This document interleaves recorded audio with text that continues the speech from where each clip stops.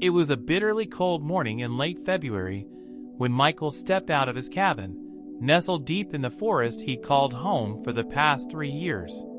The air was sharp, carrying the scent of pine and frost, and the sky above was a pale gray, heavy with the promise of snow. He slung his weathered military backpack over his shoulder and set off down the familiar path, the crunch of his boots against the frozen ground the only sound.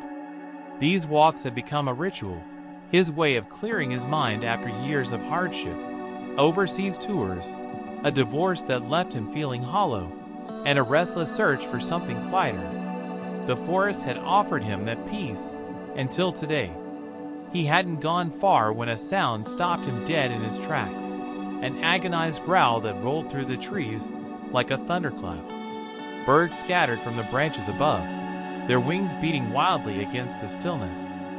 Michael's heart raced as he set his pack down, instincts kicking in. He moved toward the noise, pushing through thick underbrush, the cold branches snatching at his jacket. In a small clearing, he froze.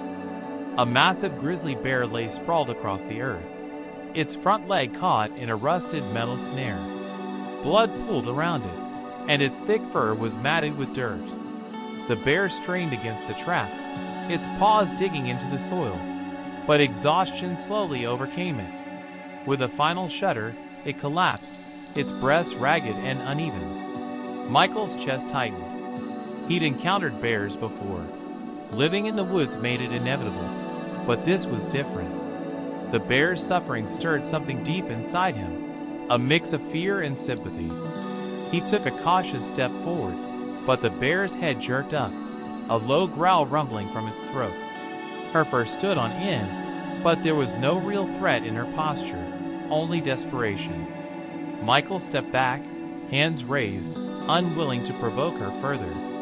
Then he saw it. The bear was female, her teeth swollen with milk. Somewhere in the forest, her cubs were waiting, likely hungry and alone. The thought hit him hard. Bear cubs didn't survive long on their own. If he didn't act quickly, they'd all perish. The mother bear was fading fast. Blood flowed from her leg, and her movements were sluggish. Leaving her here would mean death, not just for her, but for her young. Michael had faced dark moments before, chaos on battlefields, personal losses, and each time he'd refused to give up. This time would be no different. His hands trembled, but determination steadied them as he resolved to save her. He took a deep breath, the icy air stinging his lungs, and moved closer. "Easy now," he whispered, more to calm himself than the bear. He needed to free her leg, but the trap was old and stubborn, its mechanism jammed with rust. Kneeling a safe distance away, he reached out and touched her paw. To his surprise, she didn't flinch, her strength gone, her head resting limply on the ground. This was his moment. Gently, he steadied her head with one hand, feeling the warmth of her fur, while his other hand worked to release the trap. The mechanism was stuck, warped from her struggles. Panic flared briefly, but he pushed to the side. He grabbed a jagged rock and began hammering the trap, once, twice, until it gave way with a grating snap, the jaws opening wide. The bear lay still, her chest barely rising. For a moment, fear gripped him. Was it too late? But then, a faint breath reassured him. He couldn't leave her exposed. With a grunt, he slid his arms beneath her, lifting her onto his shoulders. She weighed easily over 200 pounds, and the load nearly crushed him, but he braced himself and took a step. The cabin was only a few hundred meters away, but it felt like miles under the weight. His legs trembled, sweat beading on his forehead despite the cold, but he pressed on, driven by a stubborn resolve. Once inside, he carefully laid her near the fireplace, the warm glow of the crackling fire illuminating her fur. He grabbed blankets, an old quilt, a wool throw, and covered her, then rummaged through his medical kit. The wound was deep, but the leg wasn't broken, a stroke of luck. He cleaned it with antiseptic, carefully bandaging it, knowing that infection was only moments away. Hours passed as he tended to her, his hands steady despite the exhaustion creeping over him. Eventually she stirred, a weak growl escaping her throat. Her eyes sharpened, and Michael knew her strength would soon return, along with her wild instincts. Before she could feel trapped, he moved her to the porch, giving her space to breathe. His mind shifted to her cubs. They were out there, alone, and he needed to find them. His military training kicked in, tracking skills honed through years in jungles and deserts.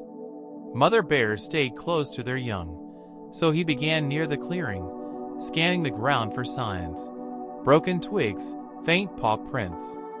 The forest was vast and shadowed, but after hours of searching, he spotted a small cave entrance beneath a tree, almost hidden by roots and moss. His gut told him this was the place. The cubs wouldn't emerge without their mother's call. Standing before the cave, he mimicked the bear's low grunt, his voice rough and unfamiliar. Silence followed.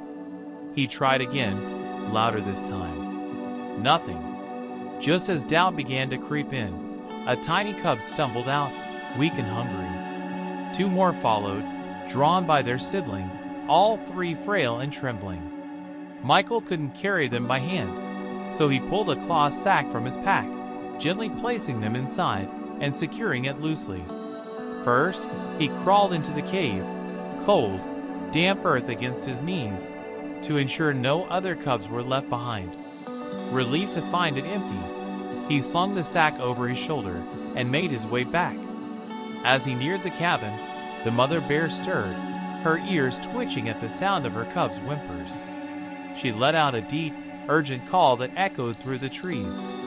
Michael knelt, releasing the cubs one by one. They stumbled toward her, and he held his breath as she sniffed them. Then, with a tenderness that seemed at odds with her size, she licked their fur, and they nursed eagerly.